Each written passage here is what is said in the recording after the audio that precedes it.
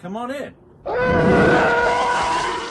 Hello, YouTube. Welcome to another one of our episodes talking to a collector. I'm Jack. And I'm Jim. And we've got Keith down here with us as well. Keith, how you guys doing? Introduce yourself. Who are you? Where are you from? What are you doing on our show? Keith DeDeo. I've been in Florida probably close to 30 years. Grew up in Pennsylvania. That's where I started collecting. I've been Star Wars fan since I was maybe 8 or 9 years old. As soon as Jedi came out, I was a little young for the other ones, and we didn't really go to the movies too much. But as soon as Jedi came out in '83, I went to the theaters. We didn't see a bunch of movies in theaters, but that was one of them, and that's what got me hooked. And then once I found toys at yard sales and stuff, that's what got me started.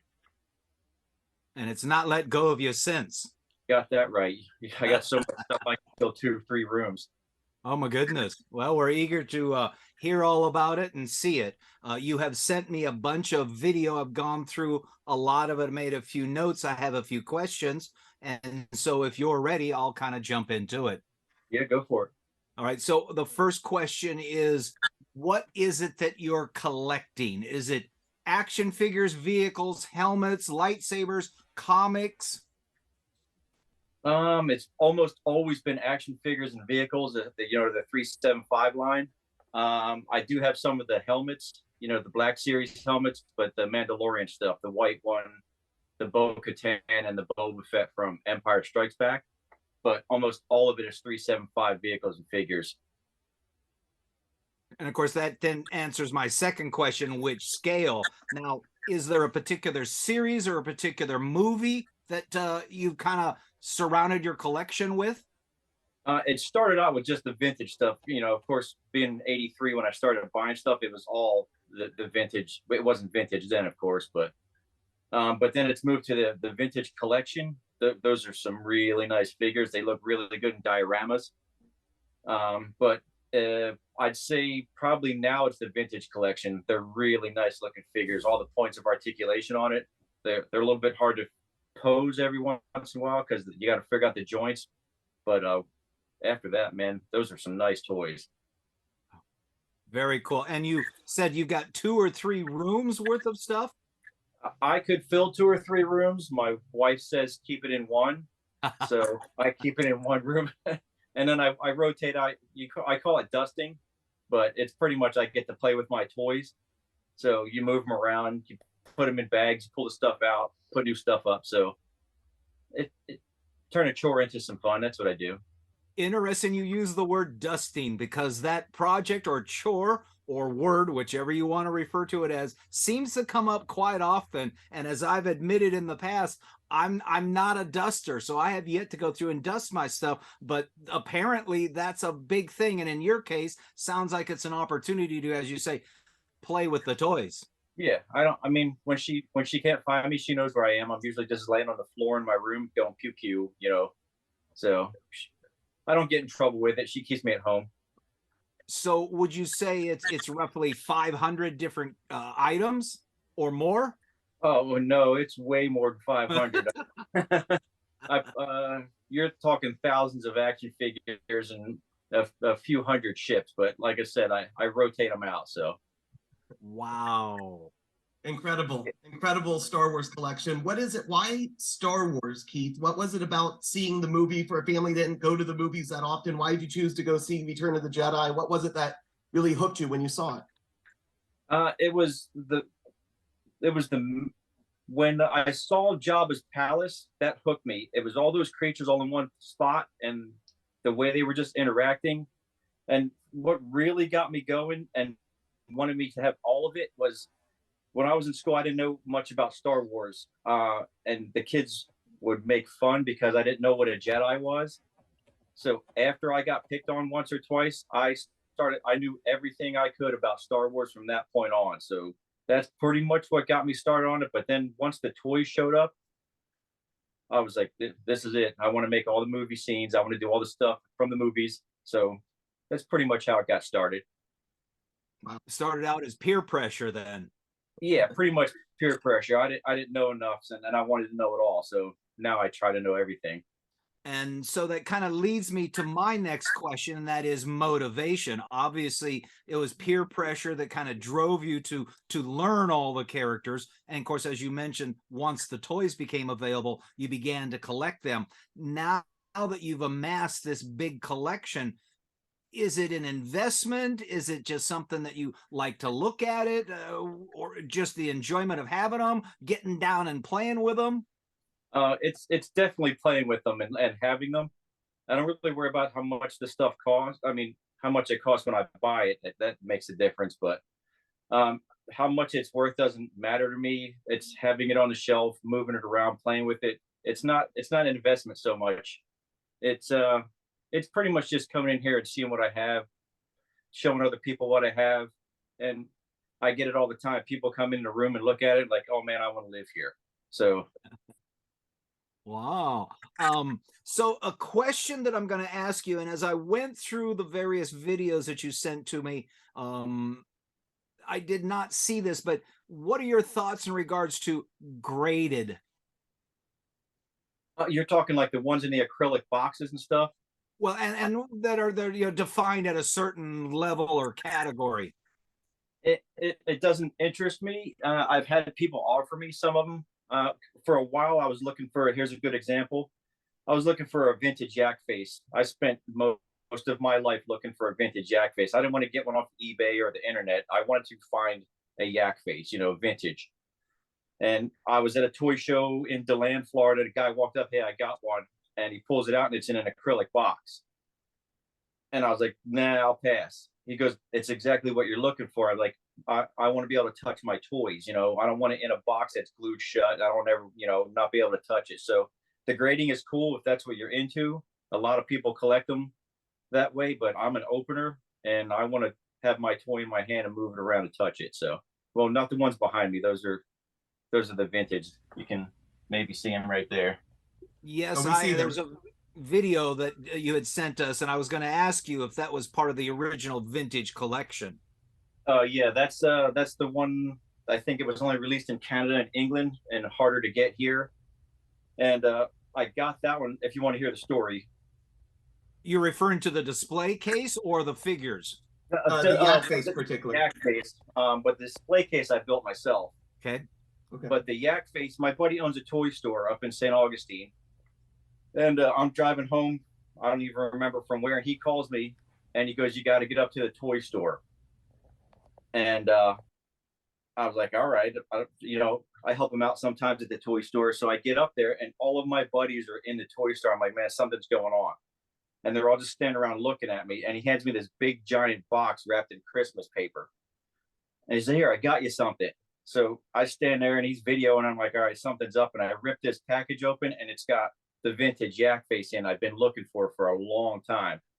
And it wasn't a gift, of course, but he wanted to make a whole spectacle out of me opening it up. And then I paid him later. Oh, I see. You still had to pay.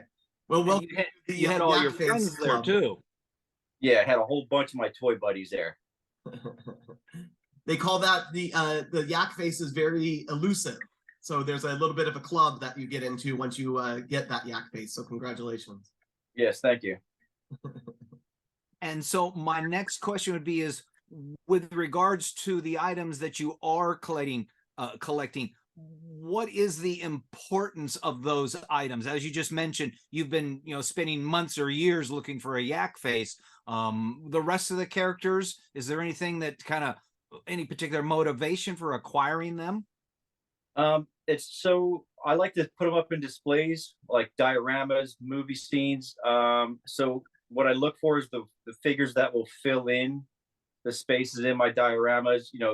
If it's just like a marketplace scene, I'll look for all the randoms, the commons from maybe Rogue One or Solo. Some of the background characters, those figures are nice, especially when you're trying to fill in a shelf and make it look populated. But my motivation is I kind of like having everything. So I just keep looking for every single one I can find. And that's pretty much my motivation. I have to have it all. Wow. And you talk about having everything like out of the box so that way you can touch it, you can play with it. But others might argue that sometimes, the box itself, some of these mint on card action figures, the artwork and the way it's displayed actually has some significance also. Do you have any of the boxed items, or is everything that you have open and loose? No, remember when the Power of the Force came out in the 90s? I was on board with keeping everything in a box and in a package and everything. So I got bins and stacks of all that stuff still boxed and packaged. I do have some of the figures that came out with like the sail barge and the Razor Crest. They were packaged specifically for those vehicles, so I put those in the jewel packs, the jewel cases. But everything else I have is open. And something my wife got me, for the 25th wedding anniversary, silver is the gift you're supposed to give. Well, she got me a TC-14 on the card in a jewel pack, so that's still sealed up. That was a 25th wedding anniversary, which I thought that is awesome. That's really, really cool. Yeah. Your view on like kind of the prequel series when those movies came out? You were such a big Return of the Jedi fan. What about in 1999 when those films came out? That you're talking when they redid them, or the prequels with little Anakin and stuff like that? The actual prequels with little Anakin. Those were pretty good.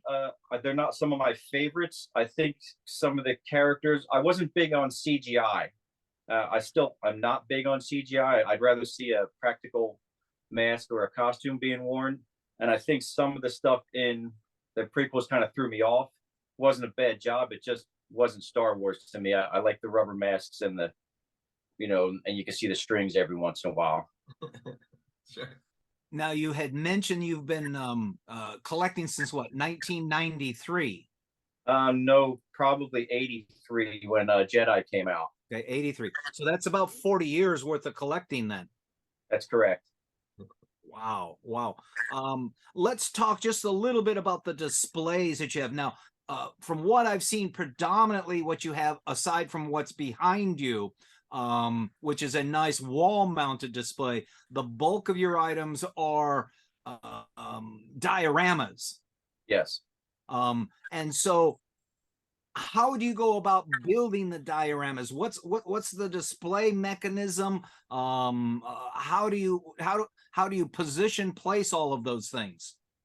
It started out with just a blank shelf, the black shelves that's there. I built those just so they would fit on that wall. And the dioramas I make, they're built specifically to fit in that area. But like the marketplace, I just built it to look like an alleyway in Tatooine. So I don't build movie specific, except for the Jabba's palace. That was pretty intense. But the other ones I build dioramas to look like they are in Star Wars, but not from the movies. That way you're not so specific with it. You can be a little bit more free form, move stuff around, make whatever you want. But that's pretty much where I go with it. And speaking of your dioramas, two of them in particular that I made notes on. One of them is the Jabba the Hutt barge. You've got the barge, and you've got what appears to be all of the characters there. Yes, I think there's a few of them. Some of the guards that were on the skips that haven't been made yet, and I just haven't purchased any of the customs. I'm waiting for maybe Hasbro to release the figures that they never did before. The display was just two big chunks of that pink insulation foam that I chopped up into make it look like a sand dune and painted it. And then the Sarlacc, my buddy at the toy store, gave me the mouth, and I cut the hole to fit in it. That's where that diorama came from. That was just a couple of hours worth of cutting, sanding, and painting. So that one didn't take me long at all. Turned out pretty nice though. It looked really nice. And then the other diorama that I really took notice of was the Jabba the Hutt palace room. And not only do you have the palace room, but you have the Rancor pit below it. Yeah, it's positioned almost exactly where it's supposed to be. That's the one I really did try to go movie accurate with. I looked up floor plans. It's not exactly movie accurate. I had to build it to the space I have. But that one was built over 2 weeks. COVID did me a favor, got me off of work and got me paid. So I sat around the house and built dioramas for 2 weeks. Actually, it was almost a month because I had a vacation planned exactly when my COVID quarantine ended. So I was off of work for almost a month paid. So I spent a whole bunch of time building the Jabba's palace display. It's very good looking. I've been buying the figures. You remember KB Toys? I got a bunch of those figures because they were all on sale when they were going out of business. So I bought almost all of the Jabba's Palace figures on clearance, so super cheap on those. Wow. Good score. Good score. One of the other dioramas that I noticed, what I thought was the Death Star hangar that had all those TIE fighters in there.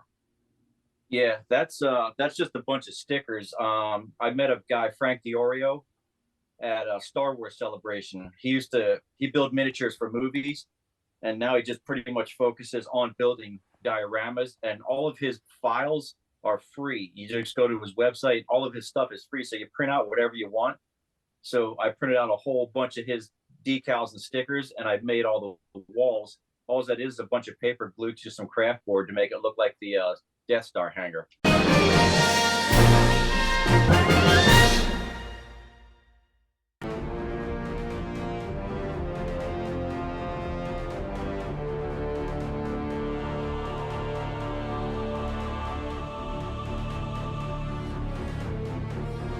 On which planet was Darth Vader treated and put into his suit?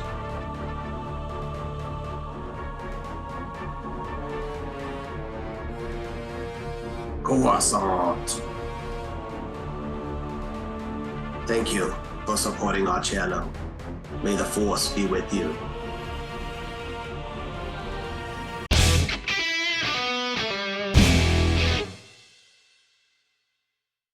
Hello, I would like to take a few moments to discuss with you a serious affliction that may be affecting many of us.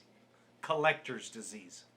This can occur with one or more issues when we begin to collect Star Wars action figures and collectibles. The psychology of collecting is an area of study that seeks to understand the motivating factors explaining why people devote time, money, and energy making and maintaining collections. There exists a variety of theories as to why collecting behavior occurs, including consumerism, materialism, neurobiology, and psychoanalytic theory. The psychology of collecting also offers insight into variance between similar behavior that can be recognized on a continuum between being beneficial as a hobby and also capable of being a mental disorder.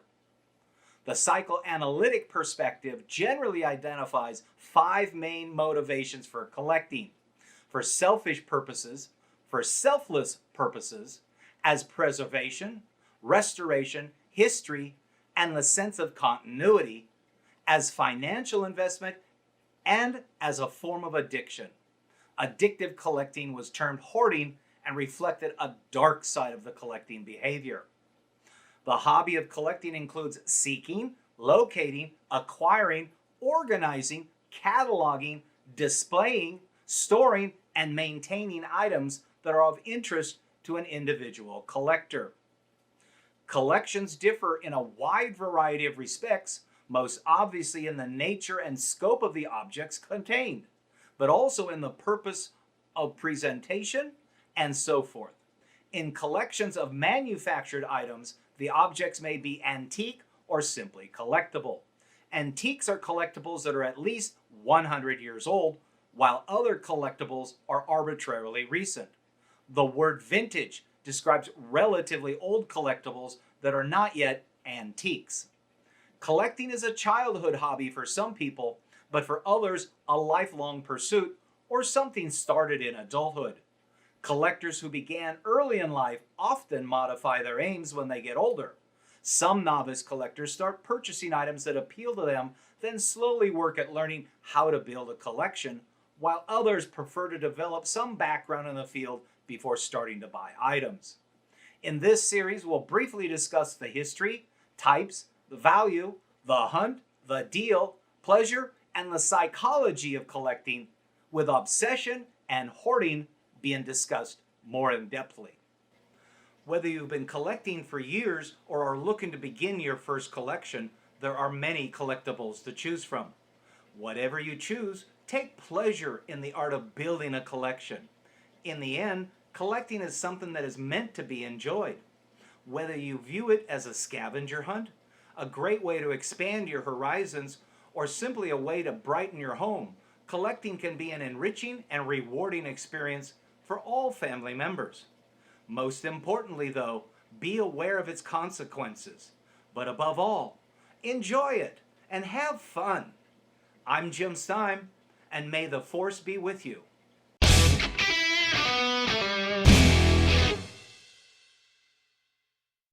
This is Jack in the Box. We finally get our box back from CAS. Me? Poetry? We don't just spread fun through action figures, we get close and personal with the actors that played these characters. I'm Nick Joseph, and I played Major Arhul Extrafon. You were the one that banged his head in that doorway? Yes, that's me, yes. And then they dressed me as a Hoth rebel. Be sure to subscribe and binge watch all of our episodes. Thanks for tuning in to Jack in the Box.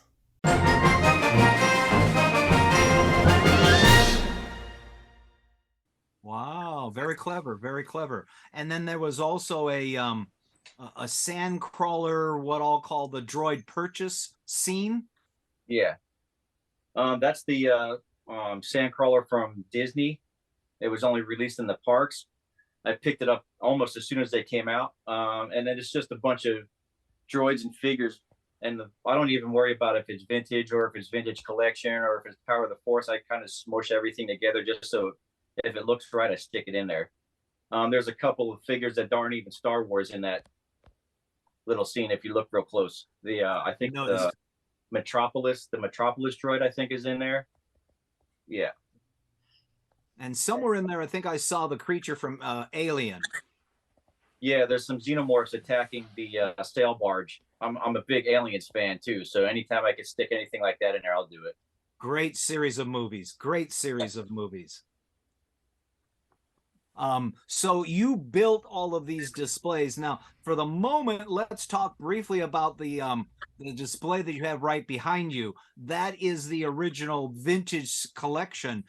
Before we go into that, our host, Jack, does a series on his own YouTube show called Jack in the Box, and he has been unveiling 4 at a time all of the original characters. And then he has one of those displays that I think he got it from a guy in England. You tell us a little bit about that, Jack?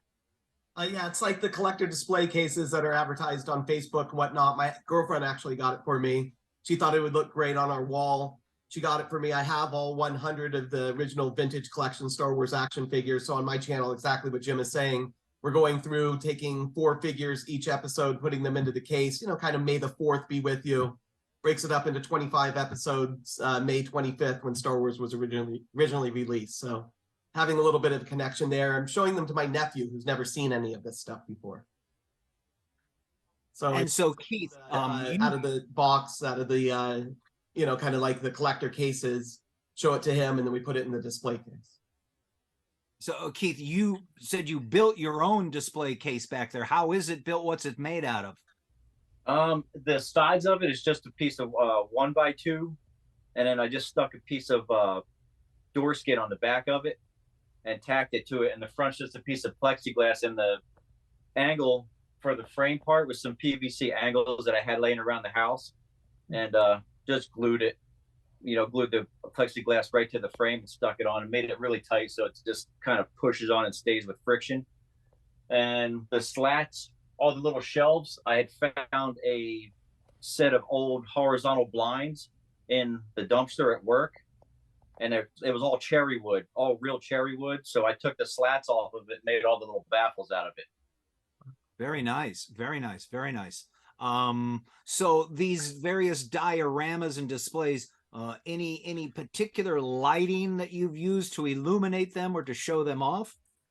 I tried puck lights for a little while on all the shelves, and they have a remote to them. What I didn't know is even when they're not in use, they burn the batteries up, and they were eating up a pile of AAA batteries every month, even if I didn't have them lit. So pretty much my shelves aren't lit at the moment. I got a buddy who's working on some light strips, LED light strips. He's going to help me do that, which would be another good excuse to pull everything off the shelf and play with it, relight it, and put it back. And dust. And dust. Yeah, I'll dust it. And then under the Java palettes, that's all LEDs. That's light strips, and you can change it to a whole bunch of different colors. I pretty much just keep it on the one that I videoed because it shows it off a bit better. Kind of, just so you can see everything. But yeah, LED lighting, that's pretty much the way I do it. Very cool. And all of these displays and dioramas, are they arranged by age? Are they by episode, character, scene, or just kind of a whatever seems to fit? Yeah, wherever I feel like putting it. Like the Death Star hangar with all the TIE fighters, that just came because that's where they all fit. So I put the backdrop on it so it looks like the Death Star. And everything else, the other shelves, I just kind of put a few ships up there, start putting figures around them, make them look like they're working on it, but there's no rhyme or reason to it. I got the sandcrawler above a Hoth scene, and then straight across from that is the Imperial shuttle. So it's just kind of random. Interesting. And you did say that your wife wants you to be contained kind of to one room, and you said you're kind of 2 to 3 rooms. Got the ability to expand beyond that? I mean, where does the collection go moving forward? I just keep moving stuff around, and she tries to keep me in one room, but I got stuff in the bedroom. Actually, almost every room of the house has something Star Wars in it, and the door jambs are 3/4 of an inch thick. So above all the doors in the house, there's miniatures all over the place, over every door. So if you look around, you see all kinds of stuff. It's not always Star Wars. It's just a bunch of little randoms I find, little gumball toys or something I found in a parking lot, and I just stick it up on there. But I could easily fill up another whole room and probably expand into another one. I'd have to build another house though. Or you'll end up finding yourself pushed out of the house and into another house. All by myself with my toys. The dog house, she might call it. It'd have to be a big dog house because my toys are going with me. There you go. There you go. Keith, when you're out in the wild and you're looking for, Star Wars merchandise or some other thing that you find that you want to put in the room, where are you going? Like, where's your sources? Where are you buying? Believe it or not, you still find some cool stuff at yard sales. It's mostly newer stuff, 90s or newer. You rarely find vintage stuff at yard sales. Like I said before, I got a buddy that owns a toy store, and he always has an eye out for when stuff comes in. He calls me first. And then there's a few in Jacksonville I go to, toy stores up there. I love going to toy shows, especially the free ones. And most of the time it's toy shows and toy stores. But it's not like the Target toy store and Walmart toy store. I go to local guys, try and buy off of them, keep them going. I see. So nothing online or anything. Every once in a while I find stuff online, but I like the hunt. I like finding what I'm looking for and purchasing it like that. I mean, a couple of the things I've gotten online, I just couldn't find them anywhere. So I end up buying them online. And every once in a while I do some pre-orders because I don't want to pay scalper prices. So when pre-orders come out, I'll stick them on it. The vintage collection, instead of paying $40 for the figure that someone paid $16 for, I'll just pre-order it and get it that way. So yes, some of the stuff comes online, but almost everything else is toy shows and toy stores. Mm-hmm. Cool. And so it's you and your wife, and is she part of the collecting process, or is it exclusively you? She's not as big a fan as I am. She knows what I do, and there's worse things I could spend my money on, is how it's put sometimes. So, but she doesn't collect. She has her own little collection, fairies, figurines, stuff like that, but not to the extreme like I do. Well, speaking of extreme, so my next question is this collection or your collecting need obsessive, compulsive? Are you budgeted? Is it under control? Is it out of control? It's under control, and the budget is side job money, tip money, stuff like that. I don't pull money out of our budget to go buy stuff with. It's usually my pocket cash that I buy stuff with. So it's not an obsession. It's not out of control. It's pretty much, I know what I'm looking for and go get it. So And if I Great. know something big's coming up, I know something big is coming up. I just saw it on, I think it was Hasbro Pulse. There's something coming up, so I'll start cashing some money away for it. Interesting, interesting. Yes, I got two emails the other day. One from Disney, and they happen to had a an X-wing fighter helmet attractively priced. And I thought to myself, I don't have helmets yet. That's something I need to get. And comparatively, it was about a third the price of, say, a stormtrooper helmet or something like that. And then tonight there was an email that came from Pulse, said, we haven't seen you in a while. And I thought, uh-oh, they're paying too much attention to me now. And so I haven't clicked on the link yet, but I'm sure by the end of the evening, I'll go see what they've brought in since I last got something from them. I think they have a warehouse sale going on too, so there's a bunch of cheap stuff on there at the moment. Now, going back to the collection, you had mentioned earlier friends coming over and maybe even wanting to move in or something. Aside from yourself, who actually does see the collection? I got a couple neighbors that are over all the time. You know, we do game night once a week most of the time, and they just like coming in because I move stuff around a lot. So every time they come over, they come in just to see what I've done. Everybody that knows me, they automatically come in and want to come see what my collection looks like. So all my friends, my brothers, sisters, my nieces, my great nieces and nephews, they all want to come in and see the toys. So pretty much anyone who wants to come over, if they know me, they know what I have in this room and they come and look. And in general, what do they say once they see it? In particular, first timers. It's almost, oh my God. Almost exclusively, it's oh my God. And then they just stand there and stare and they look and they just keep looking and keep looking. And I hide things, not Star Wars things in there. So the more you look, the more you find little weird little aliens, a little unicorn stuck in Hoth. You know, I got Leia in her bikini in the snowstorm. So if you look at my collection long enough, you find little weird things in there. Okay, excellent. So before I go to the next group of questions, there is something I do want to jump over to, and that is you're also into costumes. Yeah, I've been cosplaying for 10 years, 12 years now. Yeah, started out and with some Rebel stuff, and then I moved into the Mandalorian mercs, and I pretty much exclusively do that. Everybody wants Mandos right now. That's what's all in fashion. Right. Now, I saw two of them in particular, and one of them, I'm not sure what character you're dressing up as. I would interpret as one of the people who was in Endor. It was kind of a camouflage. You've got a rifle, if I recall right. There's a flat top helmet in there or a hat. Yeah, that's the Endor Commando.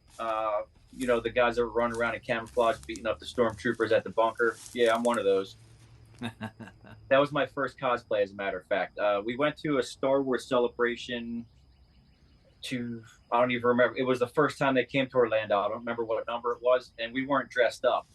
And I'm walking around, and I told my wife, I was like, the next time I come to one of these, I'm going to be in costume. So it took me probably a year with research and making it movie accurate. And when I was done, me, my wife, and my daughter all had costumes to walk around in. Oh, so, wow. All three of you. Wow. Yeah. And who made the costumes? I do all of them. Okay. I sew everything. It involves sewing and knitting and fabricating of certain things. I don't do any knitting. I haven't tried that one yet. Maybe I'll have to look into it. But yeah, the sewing, spraying, sanding, Bondo. I learned all kinds of new skills doing this stuff. The helmet's handmade. The donut around it, believe it or not, it's craft board that I made my own pattern for out of cardboard, and then I Bondoed the whole thing, sanded and painted it. So. Wow. And then you mentioned also Mandalorian, which I saw a couple of pictures in there of you dressed up, and I think a friend of yours might have also been another Mandalorian. Yeah, I want to say 2019, I finally got my kit accepted into the Mandalorian mercs. It's the same as the 501st and the Rebel Legion, but it's for the Mandalorian. It's all Star Wars spaceman stuff. And the person you see we with in the other videos is Hope. That's her name, Hope Broski. and she got approved maybe a year or so after me. So she's my trooping buddy, invasion buddy. That's awesome. Very cool. Would you say you have, out of the 9 movie series now, or if you want to include Solo and also Rogue One, would you have a favorite movie out of the series, or even like a favorite TV series now that they've kind of moved that direction as well? That's a hard one because I've always loved Return of the Jedi. I mean, that was one of the first movies I saw in theater, so that got a special place, Return of the Jedi. But if I had to go to the newer stuff, it's Rogue One, and then Andor.